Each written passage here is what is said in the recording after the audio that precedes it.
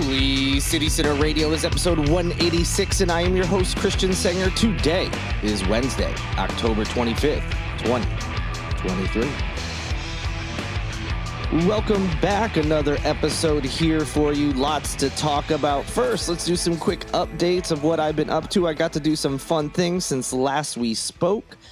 First, I had some friends in town.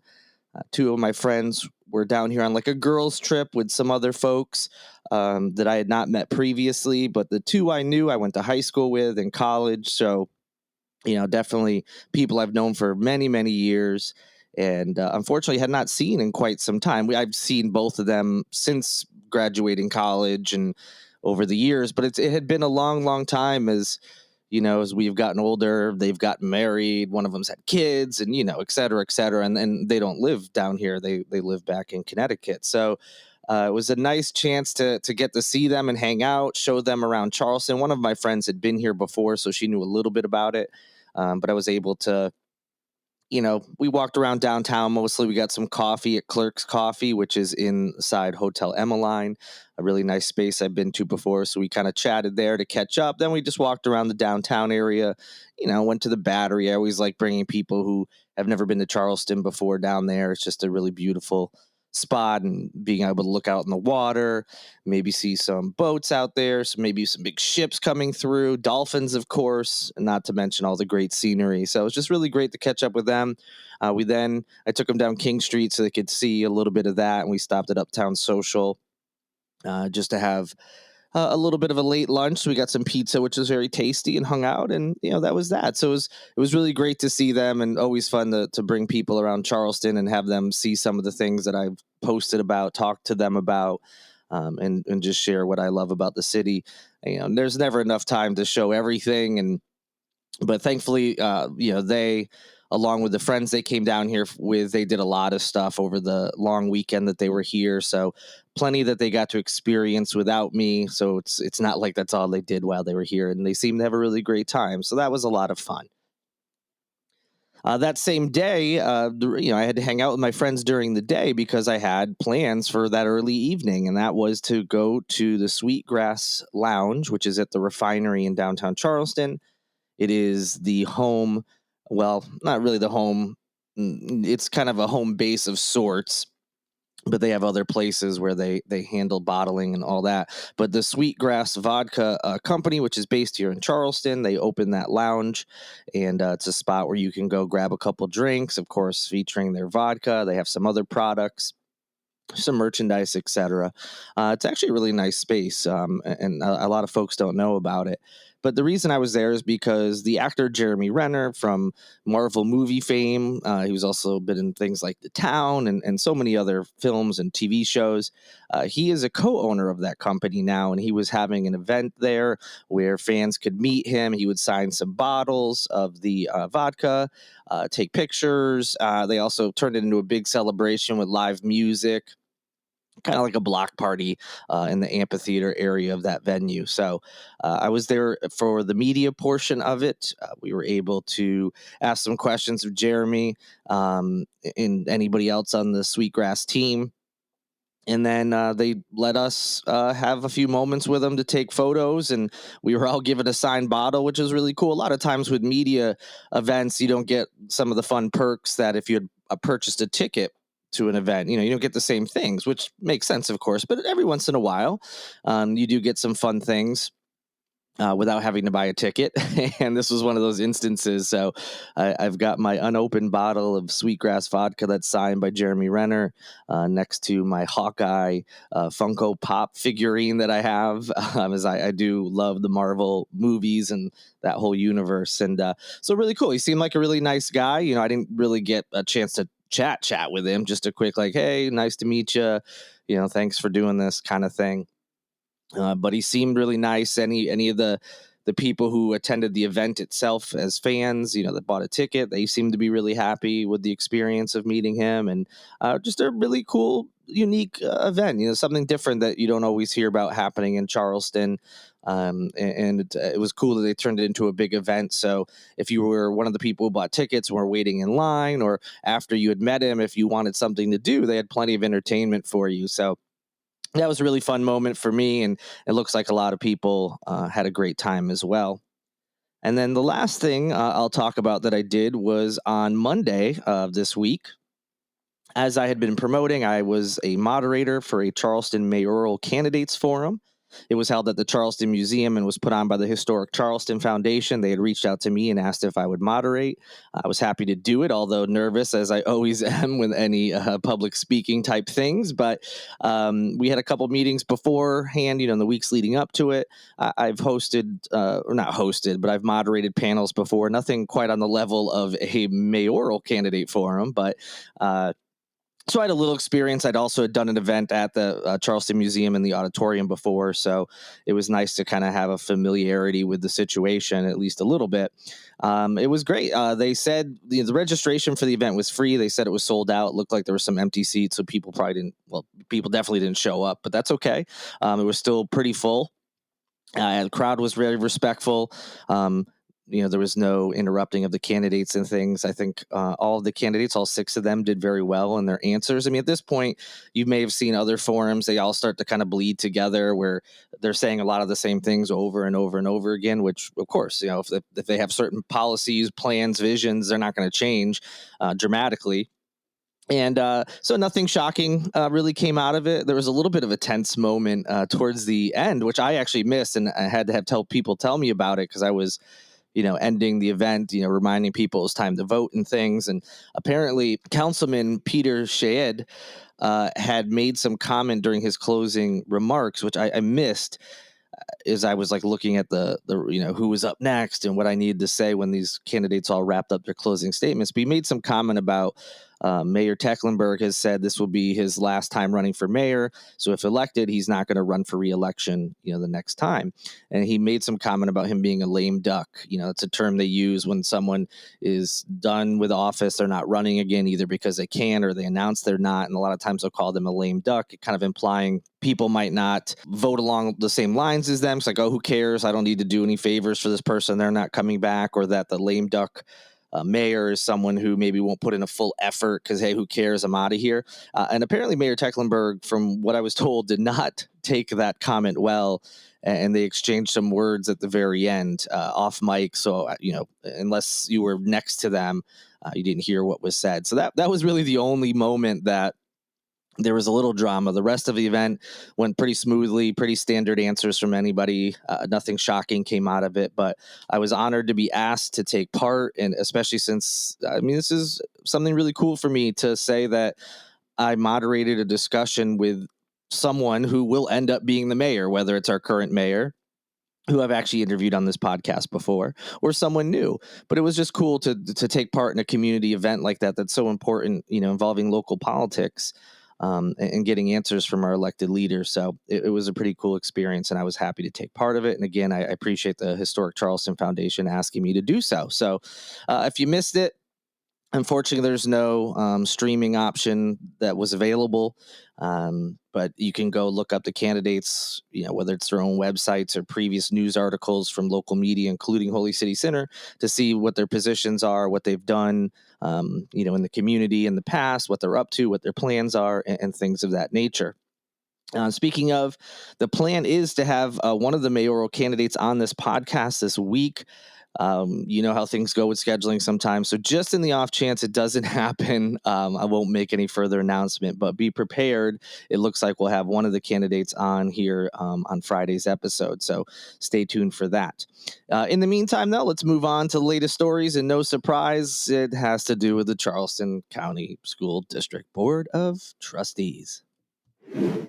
Yes, no surprise here. They are still very much in the news. Well, it started out with the board chair, Pamela McKinney, releasing a statement to the press that was then shared as it was intended to be, where basically she was asking for more decorum at meetings, stating that, we understand that people are passionate about, the school district and, especially those who have kids in the school, yada, yada, yada. but basically was saying that people who disrupt the meetings as far as shouting things out or, speaking out of turn, they could face discipline as far as being removed from the meeting and up to being asked not to come back to any meetings, not being allowed back to any meetings if they deem that is necessary. Also, again, encouraging people to submit comments online, which we all know are ignored. I mean, the comments in person are ignored too, but at least these people have to face the community in person when someone shows up for a public comment section, even if they are not paying attention, looking at their computers, which they tend to do, and not going to change their minds. At least they have to sit there and take it. You're an elected official. If you do something that's unpopular, you're going to hear about it from the community, your constituents, and that's how it's supposed to be. They keep just do stuff online. Yeah, well, why? So you could just ignore it and not have to even pay attention to it all. Just send it right to the trash. Don't even read it. But putting the whole email thing aside, it was quite funny for her to be asking for decorum when the board has been so dysfunctional. Specifically, those members of the board that are backed by Moms for Liberty. And that they're the reason for this, any perceived or actual lack of decorum from the community at these meetings or in phone calls, emails to them, whatever it may be. And they're just so shocked that people are calling them out for this stuff that is wildly unpopular. So unpopular, as we've mentioned before, although it seems like it's a political thing, and it is, because they are making these decisions based on their personal political beliefs, not what's actually good for the children of the school or the school district as a whole, which is what they're supposed to be doing. But they just want to, appease, whether it's the Moms for Liberty group specifically, or, they're the people who believe these same fringe beliefs that they have. So yes, it's political in that sense, but it's not political in the sense that Moms for Liberty, which it's actually been listed as a hate group by the Anti-Defamation League or Southern Poverty Law Center, but they are a far right group in their beliefs, even though they claim to be nonpartisan, no political affiliation. It's patently false. But conservatives, Republicans, liberals, Democrats, whatever, anyone who's not super far right have all come out and spoke out against this group. Today, when I'm recording this, Tuesday, October 24th, the mayor of Charleston, John Tecklenburg, Will Haney, the mayor of Mount Pleasant, and Keith Summy, the mayor of North Charleston, held a joint press conference with a local congressman, Joseph Bustos, to also express their concerns. And this is out of their purview.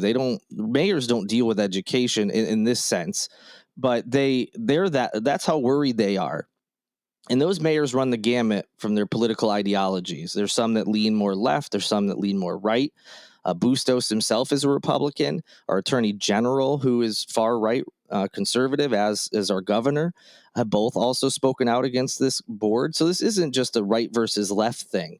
This is like kind of everybody versus a far right fringe group that is unwilling or unable to lead, both perhaps. So it's not a typical political discussion in that sense, where it's, everyone on the right is saying that these people are right and everyone on the left saying they're wrong. No, it's people from both parties all across the ideological spectrum that are against this group. So just hilarious that they were trying to call for decorum and respect when they're doing neither in their capacity to serve. And after that release comes out, they have the audacity to make a decision regarding one of their own members.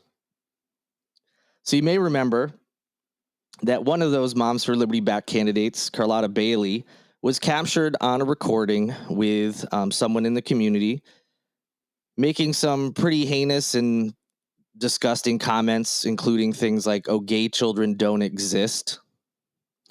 And then she made some derogatory terms about black families. She herself is black, but nonetheless made some derogatory comments about black parents. You can go back and listen to that episode or go look at the news reports about it. Just stuff that's unbecoming of someone in a role that she's in.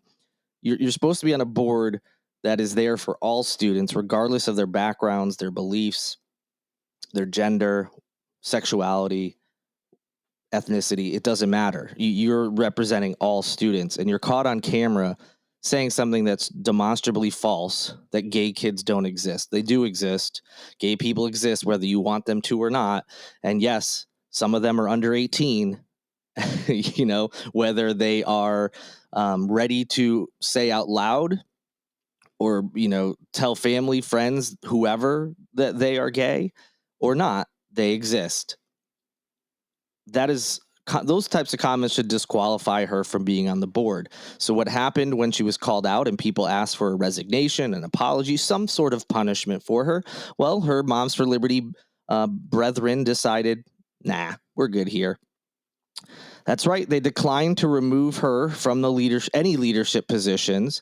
They decided also not to censure her or even have her make a public apology for those controversial statements.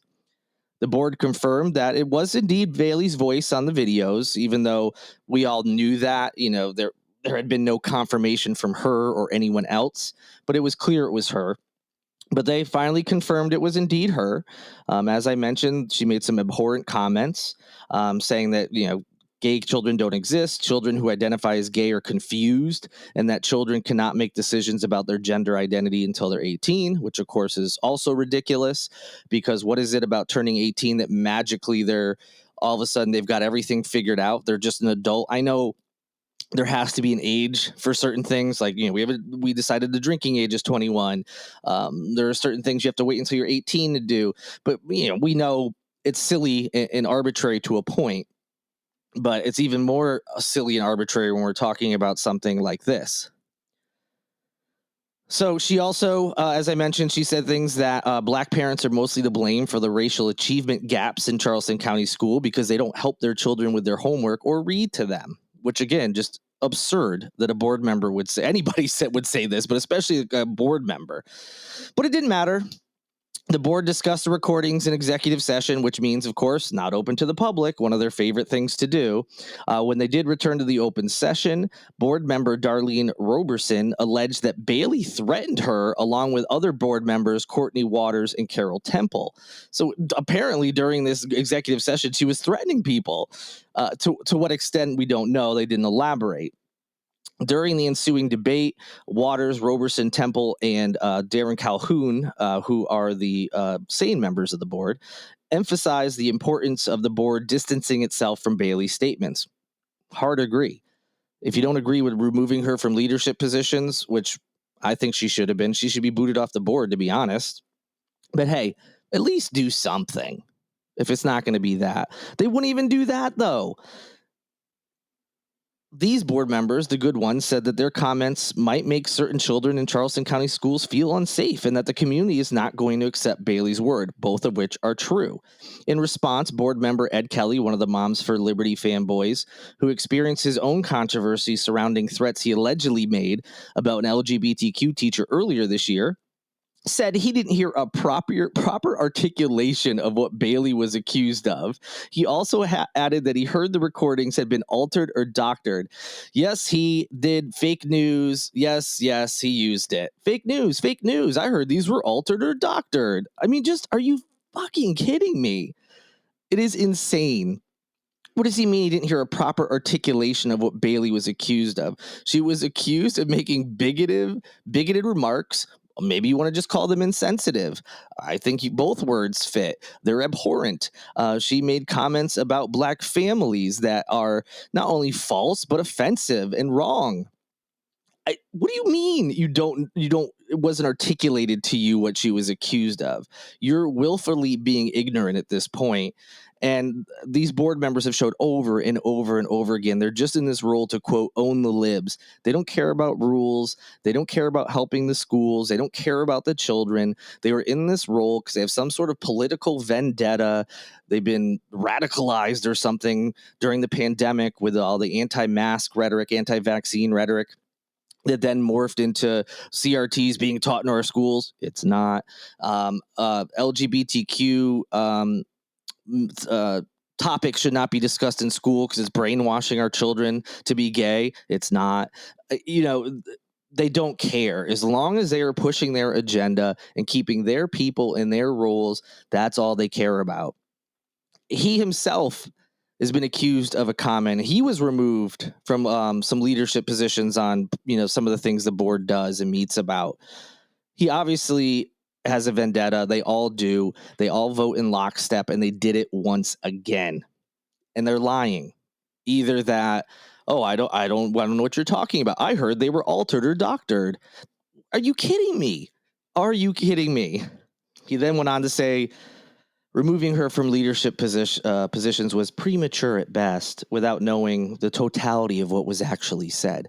The clips are there for you to listen to, buddy. They're right there. They're clear as day. They were not altered or doctored. They are right there, readily available for you to listen to. And what do you mean it's premature at best to take any action with her? You had a single complaint about the superintendent and then moved to do an investigation solely so that you could then put him on paid administrative leave, hoping that he would just get flustered, throw his hands up, and say, I'm tired of dealing with this board, which he almost did. Their plan almost worked.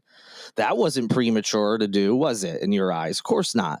Why? Because that was part of your agenda. But when someone on your team is doing something, not just an accusation, actual proof on a video recording, audio and video, not an accusation where you have to investigate it. It is right there, but it's premature to act on that, but not on the other one. Again, these members are feckless hacks who have no business being on any sort of political board at all. It's clear they're pushing their agenda at the detriment of children, at the detriment of the community. They don't care. They are politically driven hacks who have no idea what they're doing and are just ignoring rules, ignoring precedent, just doing whatever they want. And there's no reason for them to stop, no matter how many press conferences mayors hold and comments that politicians make. If there's no repercussions for them, they don't care. And why would they? They're getting away with it. Another one of these dummies, Keith Grabowski, said that everyone has their personal beliefs, which, yes, that's true. Everyone does. He said the community knows who each of these board members are, and their personal beliefs are part of the reason they were voted in the office. That is partially true. We've talked about the problem with the fact that most of these candidates didn't get 50% of the vote because there is no runoff option with the board currently. So, no, the majority of the community did not vote these folks in by and large. But the problem with personal beliefs are when they are starting to dictate your decisions in a manner that affects or threatens other people, then it's not really okay, especially if you're in a position like this. Her thinking that gay people don't and shouldn't exist is her personal belief and should be disqualifying for someone to be on the board. She's more than entitled to have that opinion, as wrong and dumb as it is. And she can live her life saying these things as much as she wants to. She's not entitled to be on the board. That is not her right. Just idiotic reasoning and any reason they can to keep their people on the board, and they did it. To the vote to remove her was voted along party lines. No surprise there, 5-4. And then same with any other vote that went on, including censuring or even just making a public apology, all failed by that 5-4 margin. If it wasn't already clear as day, this Moms for Liberty, these candidates, again, no interest in being leaders, no interest in doing anything that benefits the children. They are just politically driven. They're on some sort of vendetta. They're angry that the community has come out against them, and they are seemingly just doing whatever they can to upset people that they don't like.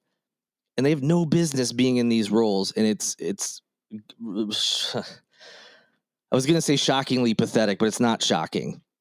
A lot of us were worried that this may happen when we saw what this Moms for Liberty, organization was turning into, and none of this should come as a surprise. Will there actually be any repercussions for them? Will politicians actually step up and do some of the things they've talked about? We'll see. You know how these things go; they take time, but wow, just a shocking lack of self-awareness to call for decorum and then to do something like this. It blows my mind. Well, they could be facing some consequences, at least in one aspect of a recent decision they've made. As members of the Charleston County School District's Health Advisory Committee this week announced that they were suing 5 members of the Board of Trustees individually, the board as a group, and the Charleston County School District. The members are the 5 Moms for Liberty back candidates. They are the ones that were mentioned by name in the lawsuit: Pamela McKinney, Carlotte Bailey, Keith Grabowski, Ed Kelly, and Leah Watley. They were all named as defendants. The lawsuit alleges that the board violated the Freedom of Information Act. We've talked about that before. That the CCSD Board policies and Health Advisory Committee policies were also violated, which they seem to be. The lawsuit claims the aforementioned members of the board illegally terminated and replaced members of the Health Advisory Committee at a meeting back on September 25th. We've talked about that previously. This is very early stages. No idea how this lawsuit will go.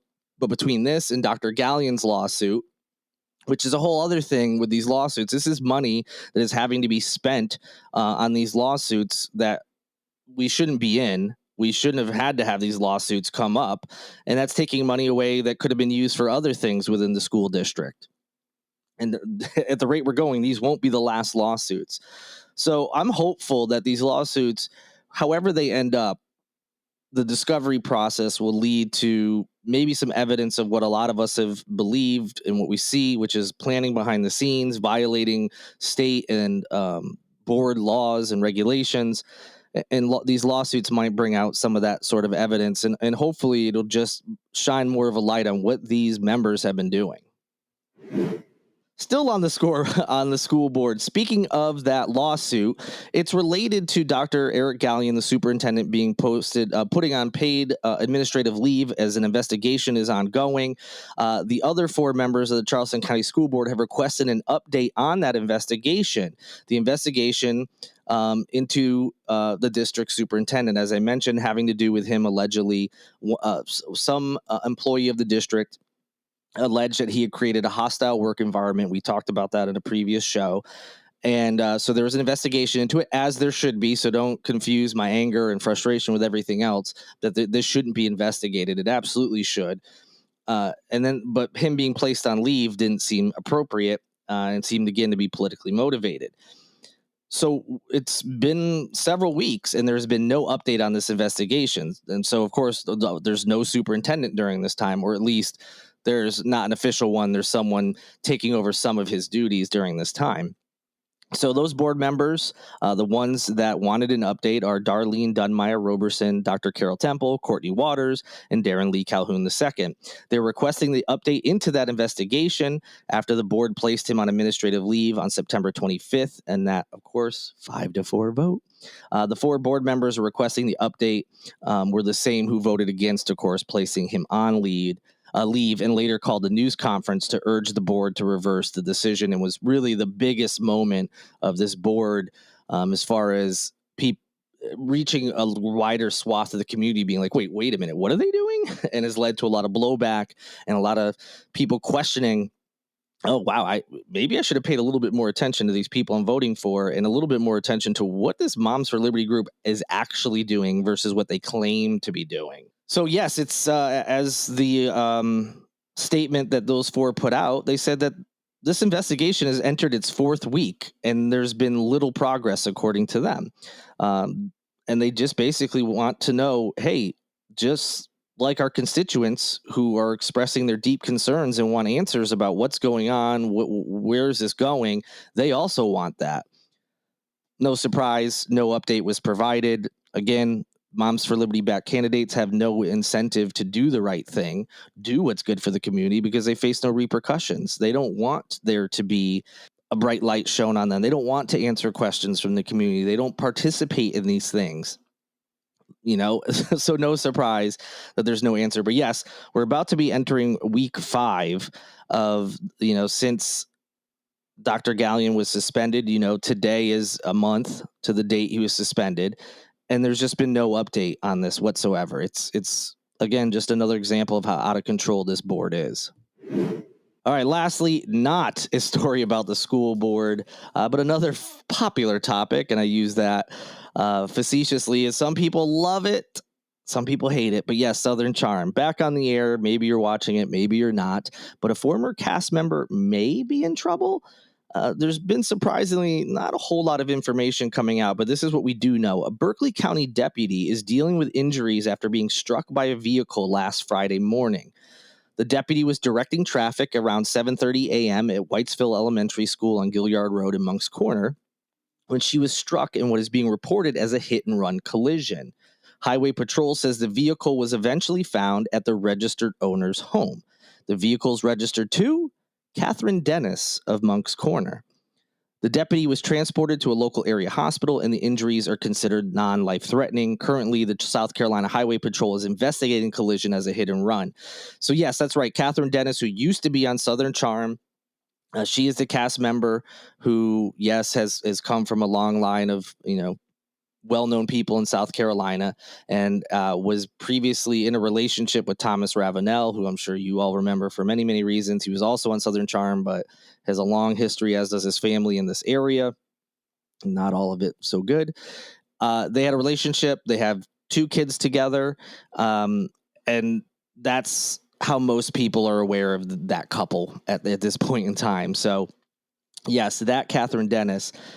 Now, news reports have not been able to confirm yet, as of this recording, that this Kathryn Dennis of Monk's Corner is the same Kathryn Dennis of Monk's Corner who was on the show.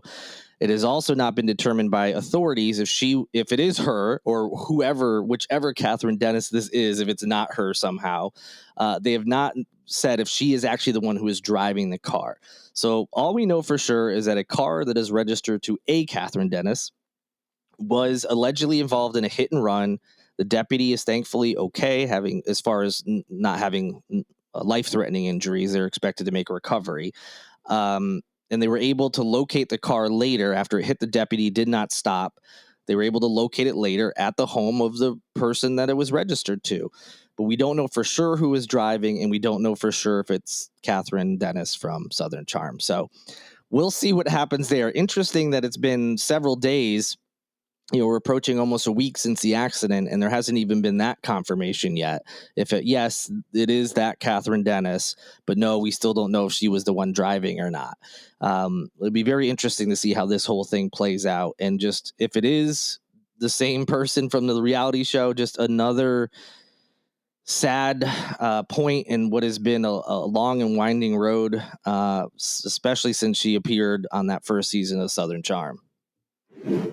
All right, that'll do it for this edition of Holy City Center Radio. Hopefully Friday's episode will bring much better news and less drama from people like Moms for Liberty back candidates of the Charleston County School Board. Don't hold your breath, though. Hope you enjoyed this show. If you do, please rate and review, subscribe to the podcast. It helps get this into other people's ears, and also ensures that you don't miss any episodes. If you want to help out the podcast further, you can go to patreon.com/holycitycenter, where you can sign up for one of the support tiers, or go to holycitycenter.com/shop, where you can pick up some merchandise.